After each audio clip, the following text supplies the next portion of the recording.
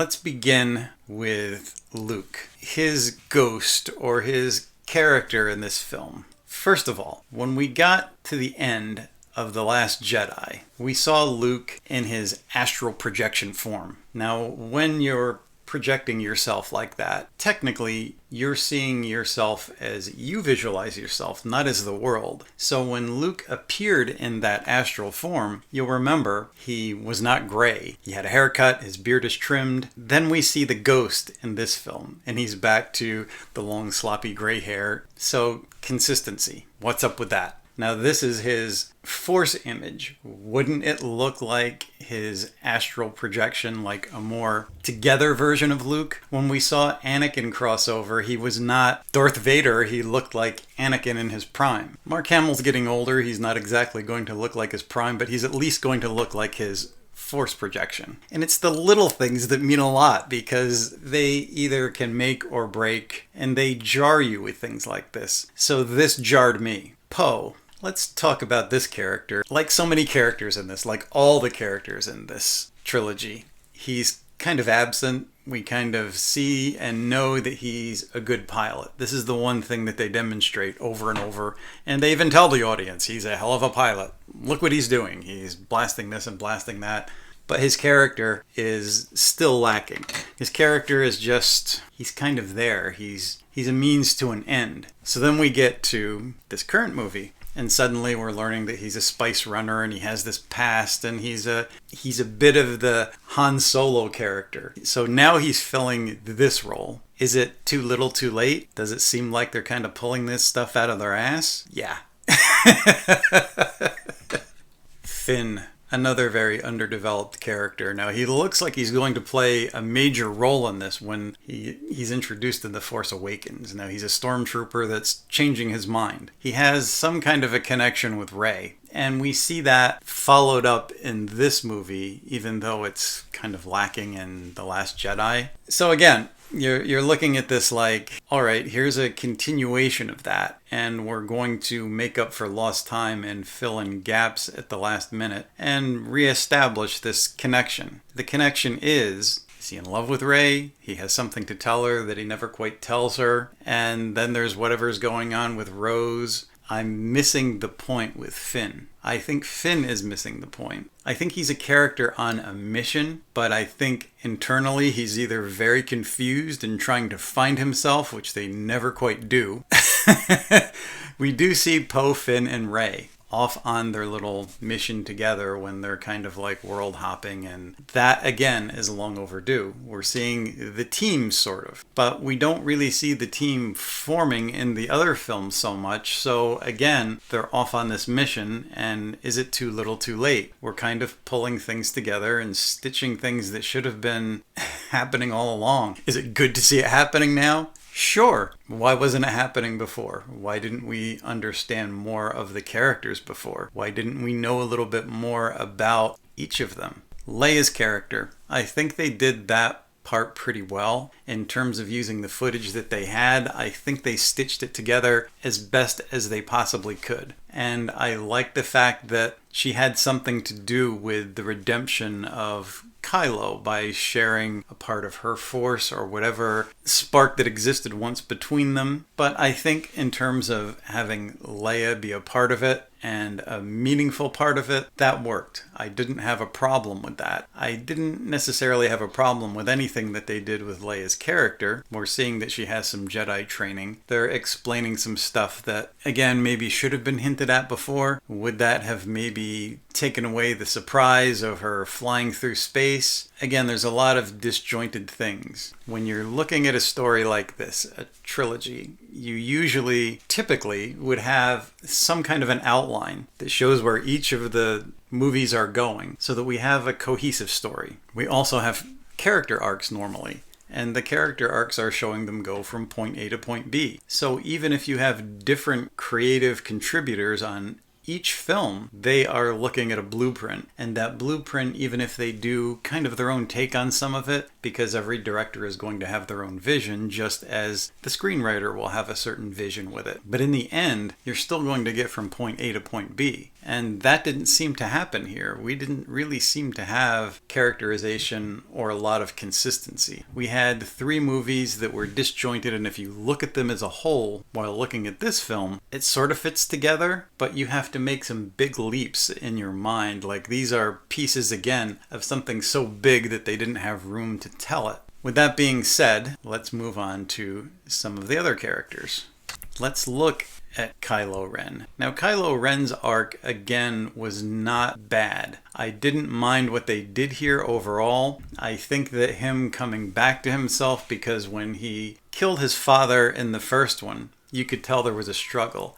Having that mesh up with the final scenes where he's having that same speech and he's talking about doing the right thing now is something he has to do, but it's hard and he needs help. Then suddenly Harrison Ford appears. Now, I am going to assume that this is in Kylo's mind and not a Force vision of Han Solo, because not being a Jedi, he's not going to be a ghost. He didn't have the blue flickery look like all the Jedi ghosts who have appeared, so this is something that Kylo Ren is imagining. That's pretty much a given here. We're just seeing the appearance by Harrison Ford, which is a nice cameo, considering, we didn't expect to see him again. But it really added something to that speech and that conversion, that progression of Kylo Ren's character arc. So here, I didn't mind it. He's going from someone who's been very impulsive and angry to finally finding something to fit the pieces together, because he's seeing things a little bit differently. I think in terms of Kylo Ren kind of coming to his senses, everything that happened with him, fine. We'll give that to him. That was one of the better points, I believe. Palpatine's return. Now here is both good and bad, I guess. It's bringing back something that's been missing from this, which is a major villain. Someone who really has that connection with the dark side. Is it a complete surprise that the Emperor would have survived, or would have had clones of himself? What doesn't make sense for this, and I think why people are finding it so jarring again, is we didn't have a consistent villain throughout. There could have easily been a speech somewhere in there with all of these Force-sensitive people, especially Luke when he's talking to Leia there in their last little scene before he faces Kylo in the Last Jedi, that he senses something, that there's a bigger presence behind this. You plant it. You give the fans something that, okay, there's another villain. There is somebody, there is a big bad controlling things. But when you just come up with this film and it's like, here's the Emperor and voila, he's been pulling the strings all along. Again, you're kind of pulling things out of your ass at the last minute that was never planted. Then we have Snoke, who's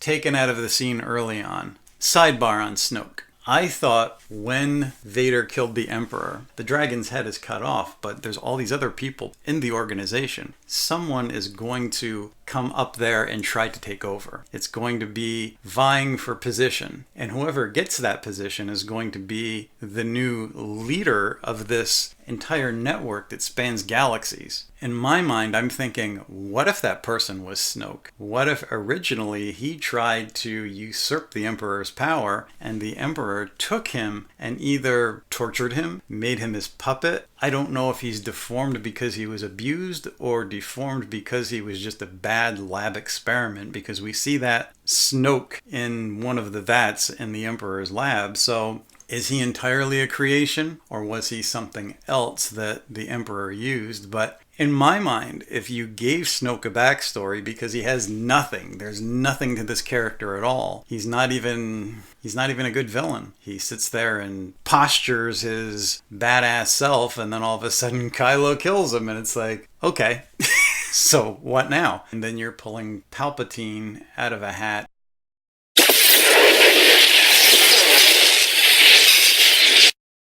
And saying, well, here I am. And the villain is the other half of your story. It has to challenge Rey. It has to challenge the good guys. We've never really had a challenge. We've just had this song and dance between her and Kylo Ren. Then we're getting to Rey. Rey, who's been absent in her own story.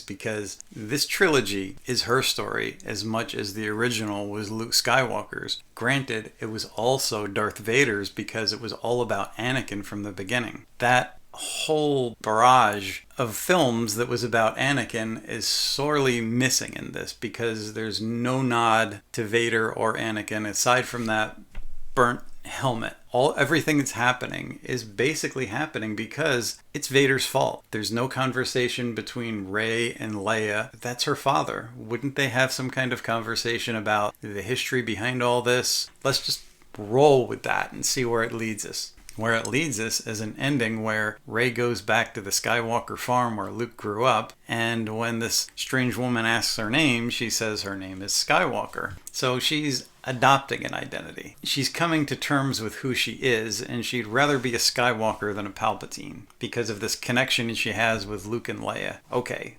we all at some point have to choose who we are and our own identity. I kind of get where it's going with that, if that's the point. She's making that choice. But doesn't it make the whole title of the movie kind of clickbaity? Doesn't it seem like there is no Skywalker rising? You're pretty much saying you're a Skywalker, but you're not actually a Skywalker. So The Rise of a Skywalker is a very deceptive title. So again, it's those little details that seem like they should have meaning. The Rise of Skywalker means absolutely nothing to this film. What you're saying is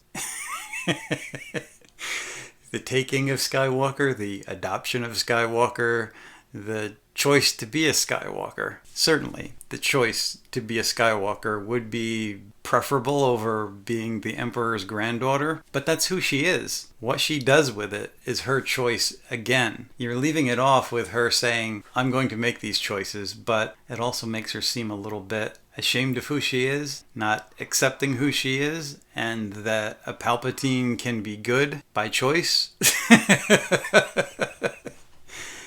So the whole thing becomes a convoluted mess and kind of a lie.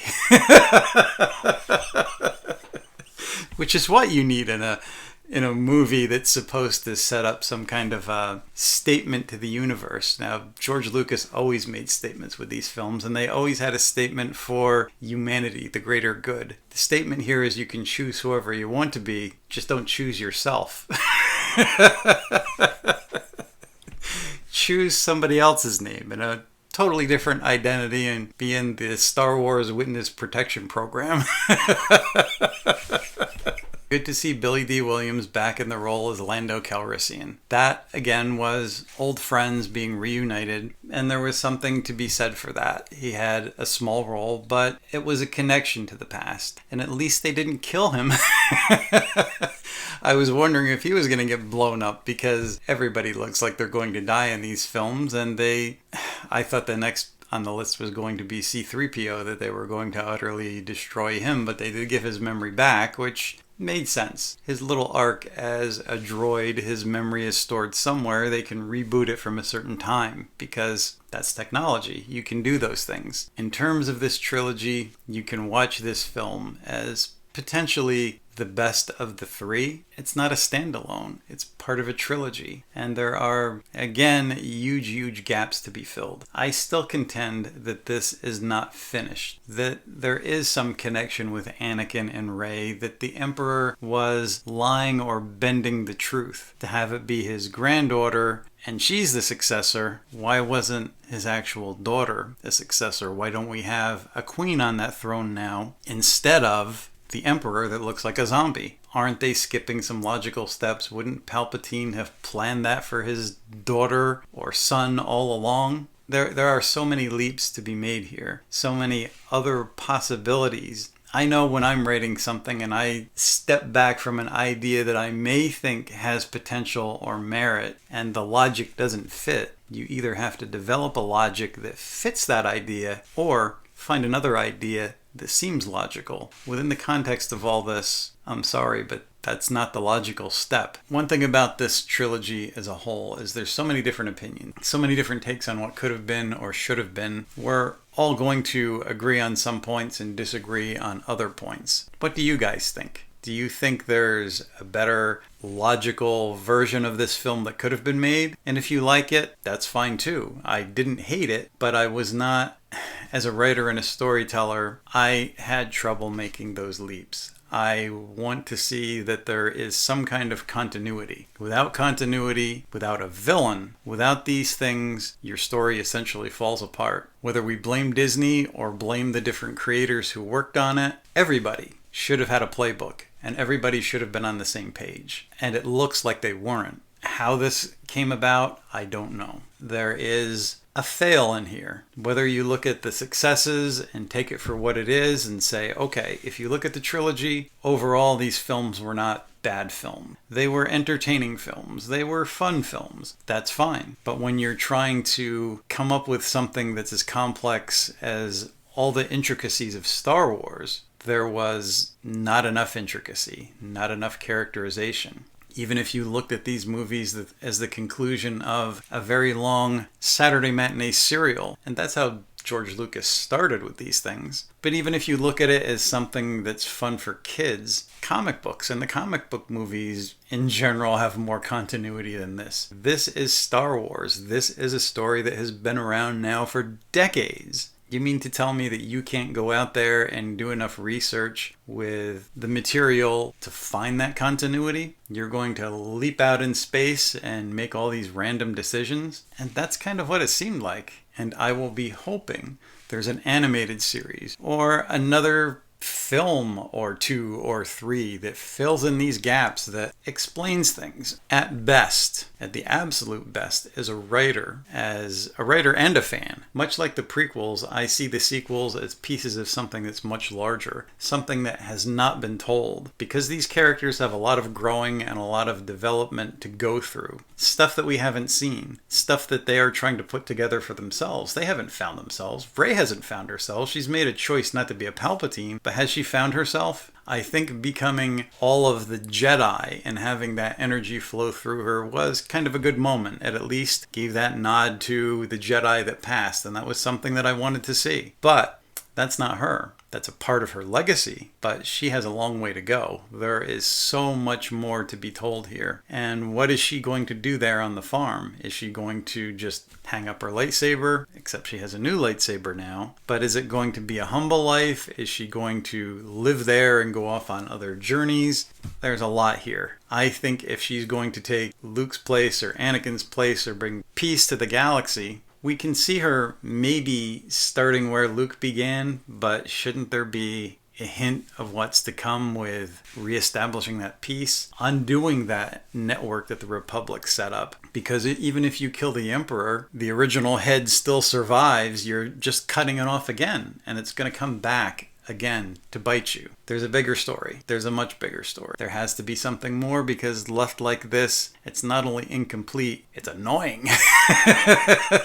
So that's what I've got for you this time around. If you like it, if you want to see more of these type of discussions, then let me know. I hope you'll like and subscribe to my channel if you did like it. For now, I am going to say, until next time, may the Force be with you.